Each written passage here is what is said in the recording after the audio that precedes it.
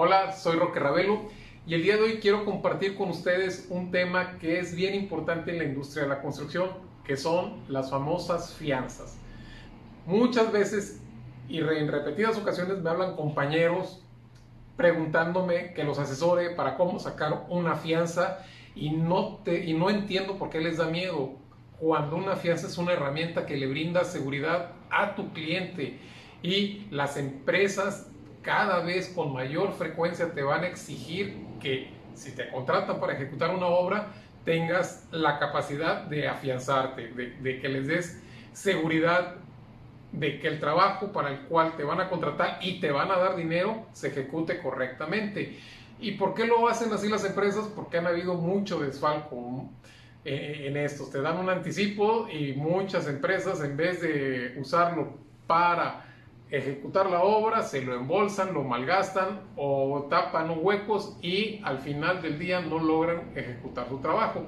Pero para esto vamos a entender las fianzas. ¿Qué es lo más importante? ¿Cómo debo de hacer para conseguir una fianza? Y mi recomendación, lo principal es contar con un buen asesor. Tienes que buscar a alguien que te asesore, que sea un broker, que te ayude y te lleve de la mano cómo hacer todo el proceso para que una fianzadora te otorgue una línea de crédito y tú puedas empezar a trabajar con ellos.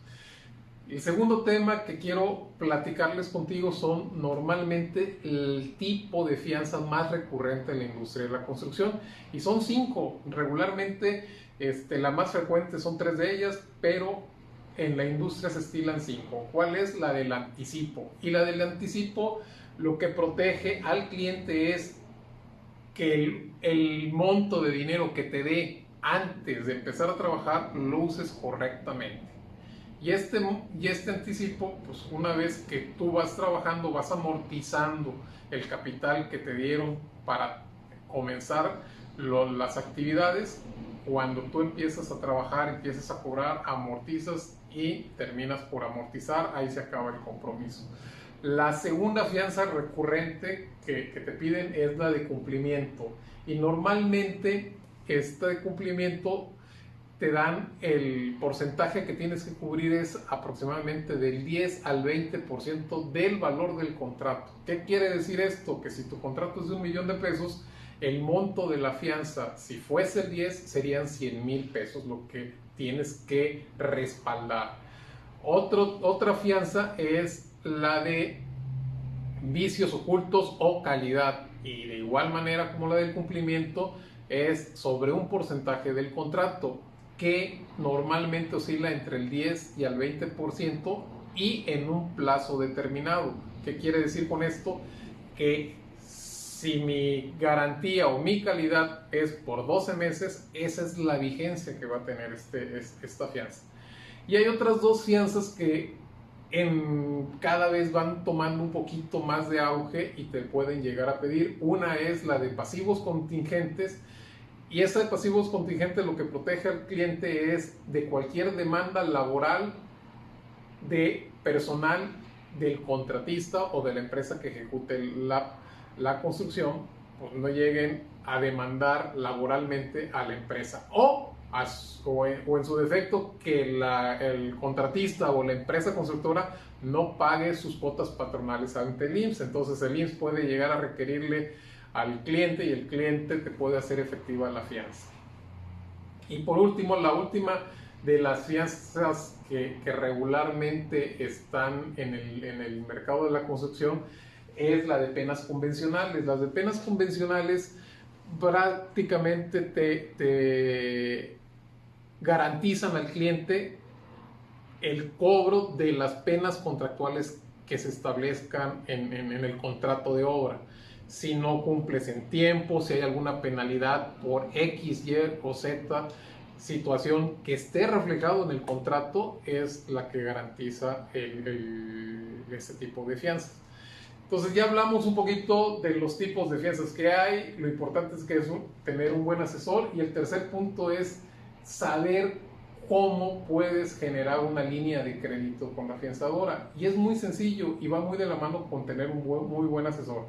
Las afianzadoras, para darte, primero te van a pedir estados financieros. Tienes que estar ordenado, obviamente, tienes que estar dado de alta en el, en el SAT, en Hacienda, y tienes que pagar impuestos. Si tú no pagas impuestos, no tienes dado ningún RFC, pues difícilmente una afianzadora o cualquier otra institución te va a dar alguna línea de crédito.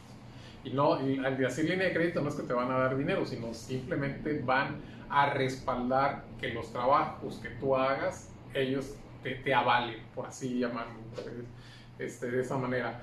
Y las afianzadoras que revisan tu estado financiero, del capital contable que tú tienes, te van a tomar un porcentaje que puede ser entre el 75 y el 100%. Recuerda que el capital contable se forma por el capital social y los resultados de cada ejercicio, tus utilidades retenidas, ¿no? Si tú tienes 1,000,000 de pesos entre capital y utilidades, pues vas a tener una fianza que va a oscilar entre el 75 y el 100% de ese capital. Entonces es muy conveniente que estés actualizando tus estados financieros y que las utilidades retenidas las vayas protocolizando con notario para que ese valor te ayude al momento de afianzarte, tener una línea de crédito mayor. La segunda, si tienes un capital de 50,000 pesos, no te va a dar nada, entonces tienes que presentar activos, y el activo más recurrente o que más te acepta una afianzadora es un bien inmueble. Entonces, si tengo una casa, por darte un ejemplo, y mi casa vale 2 millones, pues las afianzadoras te van a tomar entre el 60 y el 100% de ese valor para poder darte como garantía, que tú lo puedes presentar como garantías en tus clientes. Son básicamente los dos. Y la tercera es que tengas un amigo, un familiar que te avale, o sea, que presente un bien inmueble que le permita a la afianzadora tener seguridad del monto que te va a otorgar de fianzas. Entonces, básicamente son las formas en que la afianzadora te va a dar las líneas de crédito. Otro punto importante que debes de tomar en cuenta es el contrato. Cuando un cliente te contrata, va a haber un contrato de por medio, valga la redundancia. Tienes que leer, tienes que estar de acuerdo en todas las cláusulas que vienen en ese contrato, porque es el que va a regir ante la afianzadora. Entonces, si algo no te gusta, es mejor no tomar el trabajo. Pero si estás de acuerdo, pues ese contrato es el que vas a entregar a la afianzadora y es el que va a respaldar, obviamente, las cláusulas de la misma. Y por último, quiero mencionarte que es pero muy importante que cuando termines tu obra, cuando amortices el anticipo, cuando cumples, cuando ya entregaste satisfactoriamente tus trabajos, le pidas al cliente la carta de recepción de los trabajos o de la obra para que tú a su vez voltees a la afianzadora y vayas cancelando esas fianzas y tu línea de crédito se limpie y puedas en un futuro volver a usarlo.